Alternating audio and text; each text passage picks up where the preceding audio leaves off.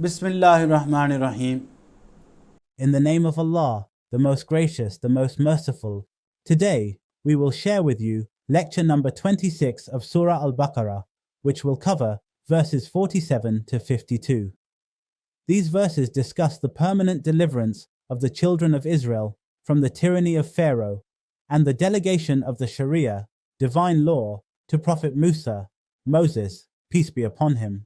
Prior to this, we have already completed the translation and interpretation of the first 46 verses of Surah Al-Baqarah through a series of small lectures. If you are new to this channel and truly wish to understand the Quran, I highly recommend that you first listen to the 15 introductory lectures on the introduction to the Quran, followed by the lectures from Surah Al-Fatiha onwards.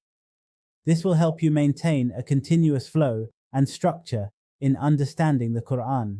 Before we proceed to verse 47, it is important to understand that the upcoming verses and sections, ruku, will recall the history of Bani Israel, the children of Israel, reminding them of Allah's countless favors. Moreover, these verses will list their crimes for which Allah ultimately stripped them of their honorable status. At the same time, the list of blessings and crimes is also a warning and lesson for the Muslim Ummah, that when a nation becomes ungrateful for Allah's favors and stubbornly persists in sin, then consequences inevitably follow. Now let's start with verse 47. Bismillahir-Rahmanir-Rahim. Ya Bani Israel azkuru ni'mati allati an'amtu alaykum wa anni fazzaltukum 'ala al-'alamin. Translation: O children of Israel, remember my favor which I bestowed upon you, and remember that I exalted you above all the people of the world. The words of the verse, وَأَنِّي فَضَّلْتُكُمْ عَلَى الْعَالَمِينَ, and remember that I exalted you above all the people of the world. Here, Allah is reminding Bani Israel of the honor of being given superiority over all other nations. This superiority refers to a time when Bani Israel were the only nation blessed with divine knowledge of truth and were appointed as leaders and guides for all of humanity, to call people towards Allah and guide them rightly. The next verse is verse number 48. وَاتَّقُوا يَوْمًا لَا تَجْزِي نَفْسٌ عَنْ نَفْسٍ شَيْئًا وَلَا يُقْبَلُ مِنْهَا شَفَاعَةٌ وَلَا يُؤْخَذُ مِنْهَا عَدْلٌ وَلَا هُمْ يُنصَرُونَ. Translation: And fear the day when no soul shall avail another, nor will intercession be accepted from anyone, nor shall anyone be acquitted for any amount of ransom, nor shall be guilty ones be helped from any quarter. To understand this verse better, a bit of background is necessary. One of the major reasons for the corruption of Bani Israel was their misconceptions about the hereafter. They fell into the delusion that since they were descendants of noble prophets and closely associated with great saints, their forgiveness was guaranteed through the merits of their ancestors. They thought clinging to the coattails of the righteous would exempt them from punishment. These false hopes made them heedless of faith and immersed in sins. Thus, alongside recalling Allah's blessings, Allah immediately corrected their misunderstanding.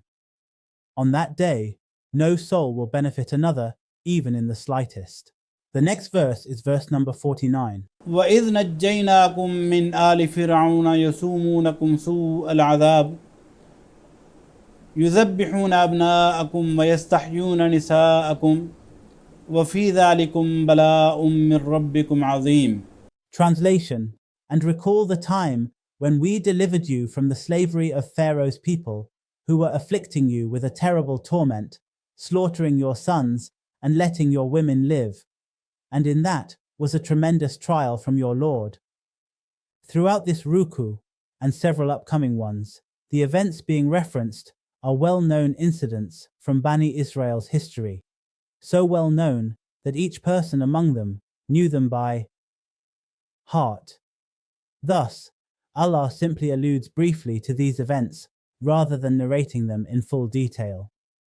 This historical reminder serves to show, on one side, these were Allah's immense favors upon you. On the other side, these were your shameful deeds in response to those favors.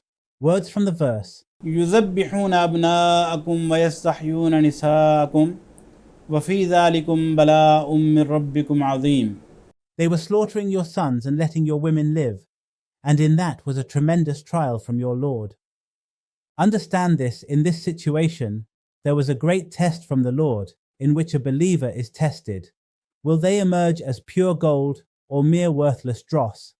Likewise, deliverance from a trial is a sign of Allah's mercy.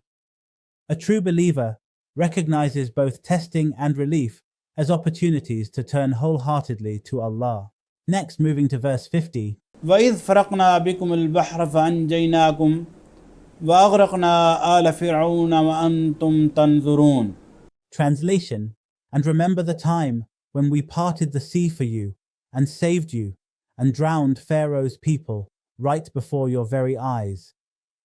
The next verse is verse number 51. وإذ وعدنا موسى 40 ليلة ثم اتخذتم العجل من بعده وأنتم ظالمون. Translation: And call to mind that when we invited Moses for a fixed of 40 nights and days, you took the calf as a god in his absence, though you had committed a wicked transgression. Before we delve into this event, let's understand the causes of conflict between Bani Israel and Pharaoh's people. Religious conflict. Bani Israel represented monotheism, Tawheed. Pharaoh perceived Prophet Musa's call to worship one God as a threat to his claim of divinity. Political conflict. Bani Israel were living in slavery under Pharaoh. Their struggle for freedom under Musa's leadership was a direct challenge to Pharaoh's authority and kingdom. Racial conflict. Bani Israel were the descendants of Prophet Yaqub, Jacob, peace be upon him, who had migrated from Canaan to Egypt during Prophet Joseph's time. Over time, as Egyptian nationalism rose, Pharaoh's people grew increasingly racist and oppressive towards Bani Israel, ultimately enslaving them. After Pharaoh was informed by soothsayers and priests that a boy from Bani Israel would be born to overthrow his empire, he ordered the killing of all male infants, as mentioned in verse 49. يذبحون أبناءكم ويستحيون نساءكم وفي ذلكم بلاء من ربكم عظيم. They were slaughtering your sons and letting your women live. Coming back to verse 51's context, after being miraculously saved from Pharaoh by Allah's power, without even fighting, Bani Israel should have dedicated themselves fully to Allah's law. However, sadly and shockingly, when Prophet Musa went to Mount Tur for 40 nights to receive divine law, the people, in his absence, fell into idolatry, worshipping a golden calf. The words from the verse, ثم اتخذتم العجل. Then you took the calf for worship. Where did this calf worship come from? The truth is, cow and bull worship was common among neighboring nations like Egypt and Canaan. Over time, after being enslaved and culturally assimilated, Bani Israel had also absorbed this corrupt practice. The next verse is verse number 52. ثم عفونا عنكم من بعد ذلك لعلكم تشكرون. Translation: Then even after that we pardoned you so that you might become grateful. Even after such a grave sin, Allah forgave Bani Israel with the hope that they would now become truly grateful servants. Alhamdulillah, with this, lecture number 26 is complete, in which we discussed verses 47 to 52. Inshallah, in the next lecture, we will begin with verse 53, continuing both translation and interpretation. May Allah grant us all the ability to understand the Qur'an and act upon it. Ameen. See you in the next lecture. Until then, take care and Allah Hafiz.